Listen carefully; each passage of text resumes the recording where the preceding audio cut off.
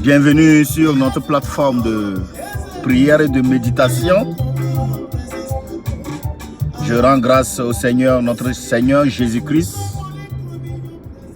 Nous lui rendons grâce encore pour les bienfaits qu'il fait dans nos vies, pour les merveilles qu'il ne cesse d'accomplir dans nos vies. Je voulais lui dire merci. Merci à notre Seigneur Jésus-Christ.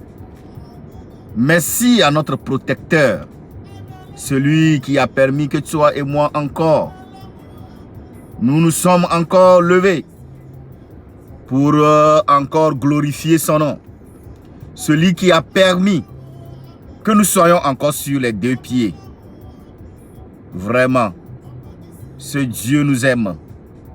Ce Dieu nous aime. C'est pourquoi je t'invite, mon frère, ma soeur, de venir te joindre avec moi. Toi qui sais que Dieu a fait quelque chose pour toi. Toi qui sais que Dieu te protège. Toi qui sais que Dieu te préserve de tous les pièges et de toutes les tentations de l'ennemi. Toi qui sais que Dieu a sa main de protection sur ta vie. Je voudrais que tu te joignes maintenant à moi, ensemble sur cette ligne, pour que nous puissions dire: Seigneur, merci. Jéhovah, merci. Parce qu'une nouvelle semaine encore s'ouvre devant nous, pleine de grâce, de bonté et de bénédiction. Une semaine avec une assurance qu'il serait toujours encore de nos côtés. Bien-aimés dans le Seigneur, chers frères et sœurs en Christ, la semaine passée, notre message avait pour titre la révérence à Dieu dans nos cultes. Et donc, nous avons tiré notre texte de base dans Jean 4, 23, qui disait donc que le temps arrivera où les vrais adorateurs adoreront Dieu en esprit et en vérité. Bien-aimés dans le Seigneur, cette semaine, Dieu nous fait encore une autre grâce.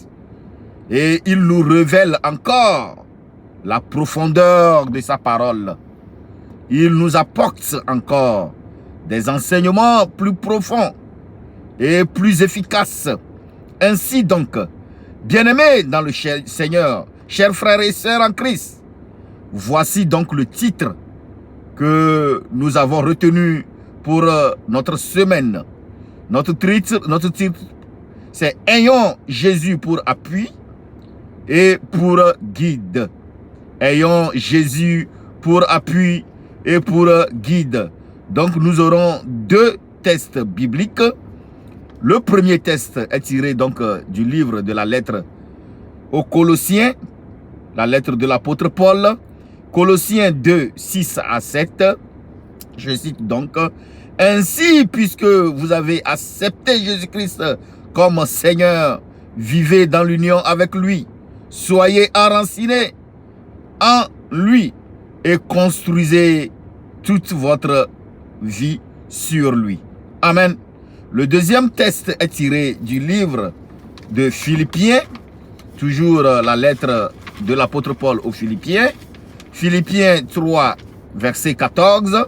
Je lis donc: « Ainsi, je cours vers le but afin de gagner le prix que Dieu, par Jésus-Christ, nous appelle à recevoir là-haut. » Nous allons prier pour la parole. Nous allons remettre le moment dans la main de l'Éternel. Seigneur éternel, nous voulons encore te remercier en ce moment. Seigneur, nous voulons bénir ton nom. Jésus, le temps est arrivé, Seigneur, pour que ton peuple puisse encore écouter ta parole.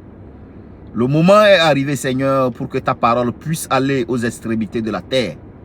Nous te supplions en ce moment dans le nom puissant de Jésus. Que toi, ô Seigneur, qui transforme l'être de l'homme, toi qui transformes, Seigneur, les âmes, toi qui transformes, Seigneur, tu es, Seigneur, comme le potier et nous, de l'argile dans tes mains. Seigneur, nous demandons maintenant, Seigneur, que lorsque cette parole va atteindre les extrémités de ce monde, Seigneur, que la gloire te revienne. Seigneur, que les transformations se proclament. Seigneur, que la vie de certaines personnes change, Seigneur, pour la gloire de ton nom. Seigneur, nous allons entendre les témoignages. Nous attendons de toi vivement, ô Jésus. Que ton nom soit glorifié, que ton nom soit loué. Au nom puissant de Jésus. Amen et Amen. Donc, je disais donc, bien-aimés dans le Seigneur, chers frères et sœurs en Christ, comme notre texte nous le montre, nous pouvons constater aisément que notre thème que nous avons pris pour cette semaine est essentiellement composé de deux parties. Une partie qui nous dit de prendre ou d'avoir Jésus comme notre appui, et une autre seconde qui nous dit de le prendre comme notre guide. Si vous constatez très bien, c'est un titre composé. La première partie nous dit « Ayons pour Jésus, ayons Jésus pour appui ». Et la seconde nous dit encore « Ayons Jésus pour guide ». Nous avons seulement regroupé les deux pour dire « Ayons Jésus pour appui » et pour guide. Donc, nous allons essayer de décortiquer ces deux parties-là. La première partie qui concerne donc « Ayons Jésus pour appui ». Bien-aimés dans le Seigneur, chers frères et sœurs en Christ, à un moment ou à un autre, tout être humain fait face à des crises, à des tempêtes, à des mauvaises nouvelles et à d'autres douleurs de la vie. Mais seuls les chrétiens peuvent traverser ces épreuves avec la certitude que Jésus-Christ est avec eux. Cela change tout. Je dis bien, avec ces moments difficiles où les périodes sont vraiment compliquées, les gens traversent des moments difficiles, les gens traversent des situations compliquées, des tempêtes qui soufflent dans la vie de certaines personnes. C'est avec une joie que vous allez constater que seuls les chrétiens, seuls ceux qui comptent sur Jésus-Christ peuvent traverser ces épreuves avec certitude que Jésus-Christ est avec eux. Cela change tout, n'est-ce pas? Mon frère, ma soeur, il est bon d'avoir des conseils. Il est bon d'avoir des gens qui vous conseillent quand tout est compliqué. Il est bon d'avoir un coach, un entraîneur, pour ne pas repérer les mêmes erreurs du passé. Mais en réalité, que vous ayez des gens qui vous conseillent ou que vous ayez des coachs pour vous diriger, mais seul le Seigneur Jésus-Christ peut vous préserver et vous transformer. Seul le Seigneur Jésus-Christ peut vous préserver et vous transformer. Bien-aimés dans le Seigneur, pour traverser les tempêtes, il nous faut bâtir sur le roc. Je répète encore, pour traverser les tempêtes, il faut que nous bâtissons obligatoirement sur le roc. Et ce roc, c'est Jésus-Christ de Nazareth. Ce roc, c'est Jésus-Christ de Nazareth. Bâtir sa vie sur le roc, c'est bâtir sa vie sur Jésus-Christ. Jésus est le Seigneur qui sauve et peut vous sauver dans toutes les circonstances. Il est le seul qui peut vous sauver dans toutes les circonstances. C'est pour cette raison que l'apôtre Paul, dans sa lettre aux Colossiens, Colossiens 2, 6, 7, notre premier test de base, nous conseille donc d'accepter Jésus-Christ premièrement et de vivre dans l'union avec lui. Et puis ensuite, enraciner en lui et construire toute notre vie sur lui. Quand on dit enraciner, ça veut dire quoi?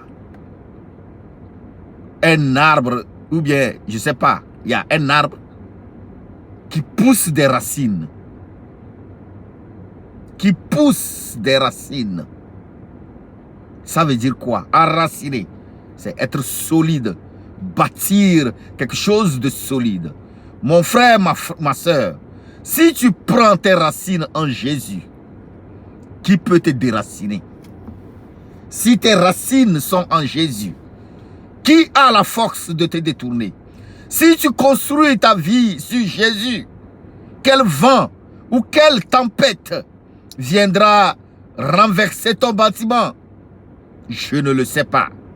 Jésus est le maître de toutes circonstances. Ainsi donc, dans son livre intitulé « Bon ou divin », John Bevere, c'est un écrivain américain, expliquait ceci.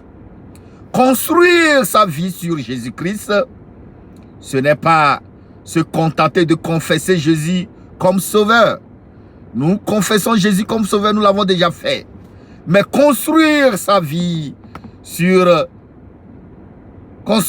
Jésus-Christ, ce n'est pas se contenter de confesser Jésus comme sauveur. Car cela n'apporte ni liberté, ni vie nouvelle. Amen. C'est d'ailleurs une seule fois qu'on est sauvé.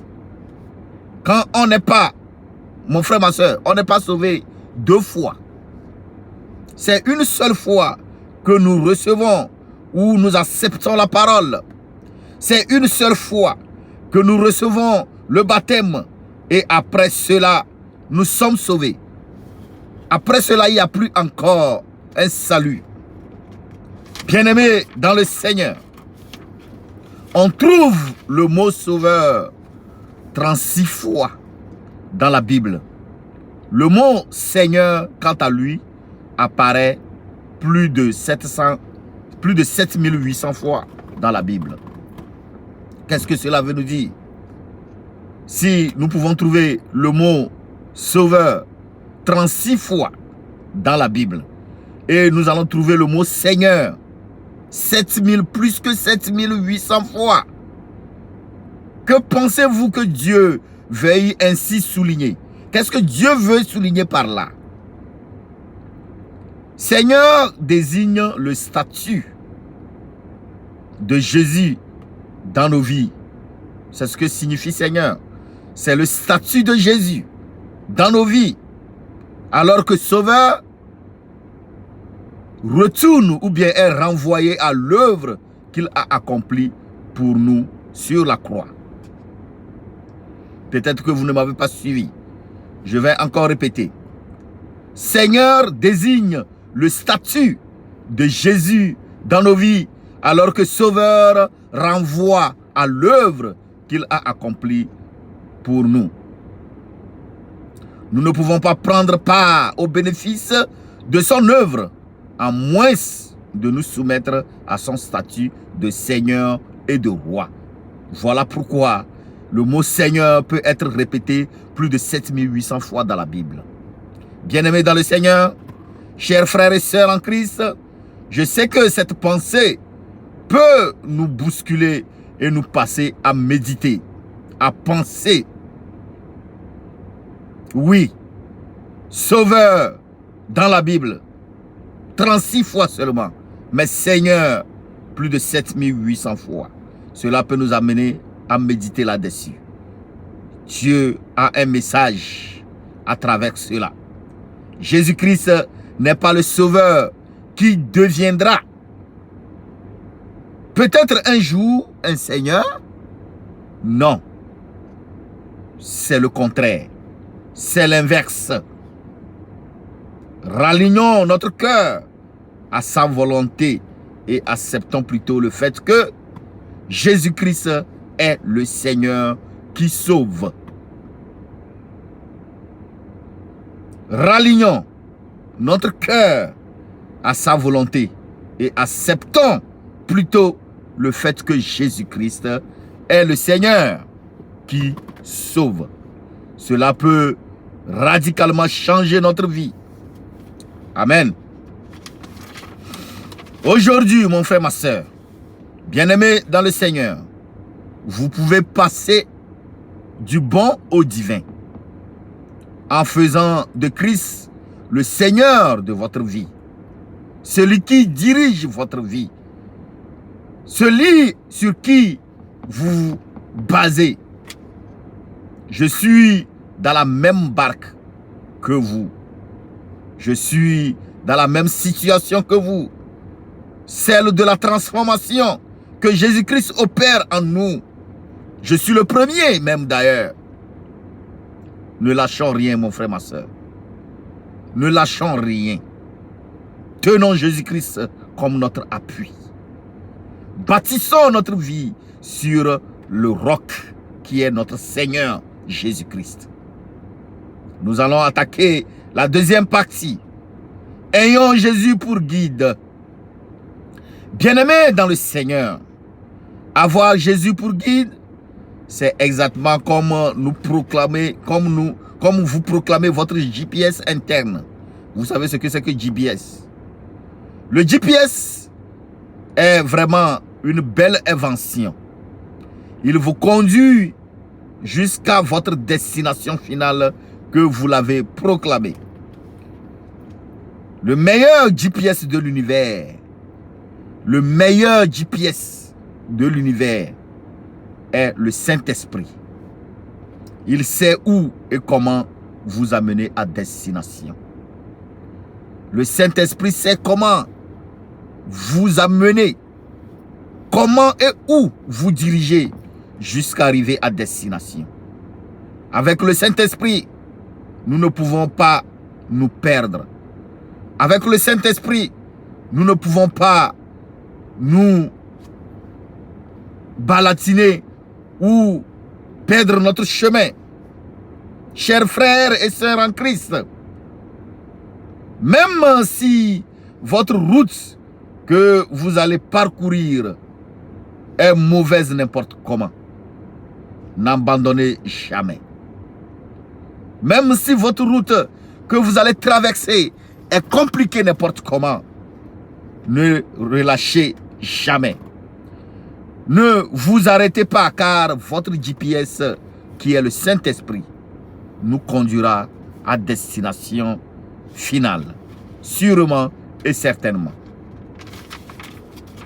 C'est pour cette raison d'ailleurs que l'apôtre Paul déclare dans Philippiens 3,14 « Ainsi je cours vers le but afin de gagner le prix que Dieu par Jésus-Christ nous appelle à recevoir là-haut. » J'aime vraiment ce que Saint Augustin d'Hippone. Saint Augustin d'Hippone, c'est un écrivain, philosophe et évêque. Voilà ce qu'il a dit. Tomber amoureux de Dieu est le plus merveilleux des romances. Le chercher, la plus grande des aventures. Le trouver, l'accomplissement humain le plus extraordinaire. John Bever, l'écrivain américain, nous amène à réfléchir sur la direction que prend notre vie. Dans son excellent livre Bon et divin, que nous avons cité plus haut, quel est votre objectif final? Voilà ce qu'il demande. Quel est votre objectif final? En d'autres termes, quel désir pèse davantage dans la balance par rapport aux autres désirs? Soyez sincères. Faute de quoi, vous vous retrouverez n'importe où. Oui, faute de quoi, nous nous retrouverons n'importe où. Si nous ne prenons pas le Saint-Esprit comme notre repère, comme notre GPS, nous allons nous retrouver n'importe où. Mais si nous prenons le Saint-Esprit comme notre référence, comme notre guide, je suis sûr et certain que nous allons atteindre la destination. L'apôtre Paul a déclaré ses propres paramètres de GPS. L'apôtre Paul a déclaré ses propres paramètres de GPS. Il savait ce qu'il cherchait et son GPS était bien programmé. Son GPS était bien programmé. Même s'il rencontrait de la résistance, des barrages ou une forte adversité, il traversait toutes les épreuves sans être dévié de sa ligne d'arrivée. Pourquoi? Parce qu'il a basé, il a proclamé son GPS sur le Saint-Esprit. Son guide était le Saint-Esprit. Mon frère, ma soeur, en Christ, sur quelle destination votre GPS est-il proclamé? Sur quelle destination? Vous avez proclamé votre destination, votre GPS sur la destination d'être populaire? Ou vous l'avez programmé sur la destination d'avoir beaucoup d'amis? Ou bien encore, vous l'avez programmé dans une direction d'être en bonne santé et être heureux. Peut-être que vous l'avez programmé dans la direction de profiter d'un certain mode de vie. Ou encore, vous l'avez programmé dans la direction d'être le ou la meilleure dans votre domaine professionnel. Quelle est la direction que vous avez programmée pour votre GPS? Si nous programmons notre GPS sur la bonne voie, celle de suivre Jésus, quelles que soient les difficultés à rencontrer sur le chemin, soyons sûrs que nous arriverons à destination. Nous allons prier dans le nom puissant de Jésus. Voici comment est-ce que nous allons prier. Notre premier sujet de prière, nous allons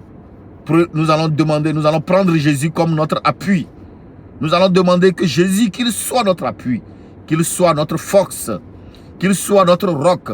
Car nous ne pouvons pas faire face seuls aux adversités de ce monde, aux tempêtes de ce monde, par notre propre force, si lui seul, il n'est pas à côté de nous.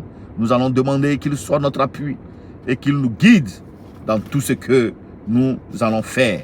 Le deuxième point, nous allons demander qu'il soit notre GPS, que le Saint-Esprit nous aide, que nous allons proclamer notre GPS selon ses directives, selon sa volonté, afin qu'il puisse nous guider, afin qu'il puisse nous orienter jusqu'à destination finale. Et le troisième point, nous allons prier, nous allons remettre la semaine dans la main de l'Éternel, afin qu'il puisse nous garder, pour que nous nous retrouvons encore la semaine prochaine. Merci. Nous allons prier maintenant dans le nom puissant de Jésus.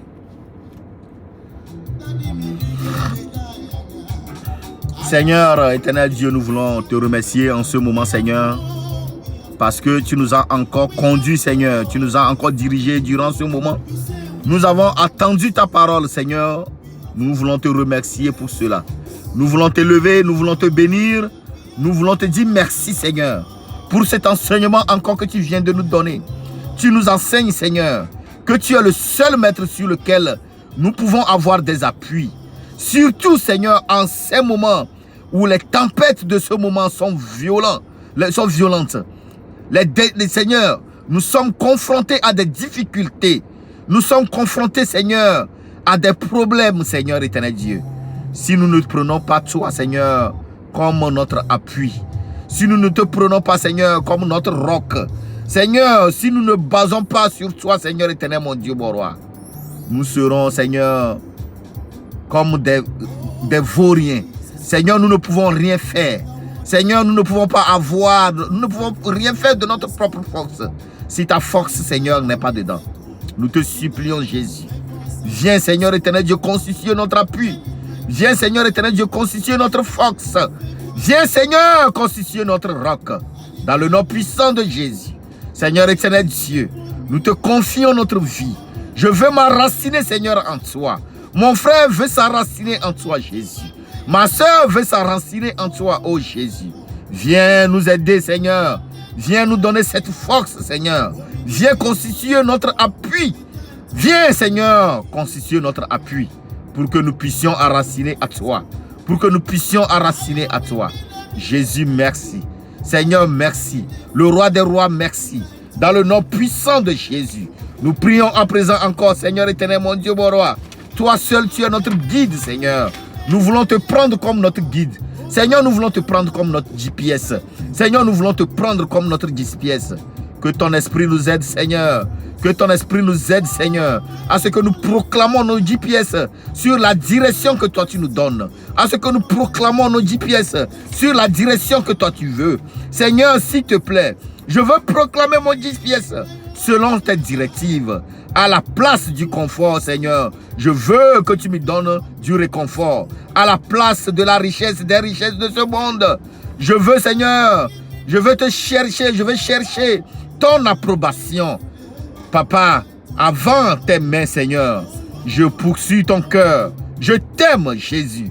Seigneur éternel Dieu, nous te disons merci. Dans le nom puissant de Jésus, nous remettons la semaine dans tes mains. Seigneur, viens. Prends cette semaine, Seigneur éternel Dieu. Nos déplacements, Seigneur, sont dans tes mains. Je te convie, Seigneur, toutes les personnes, Seigneur, qui sont connectées en ce moment, sur cette parole, Seigneur. Je te convie ces personnes-là.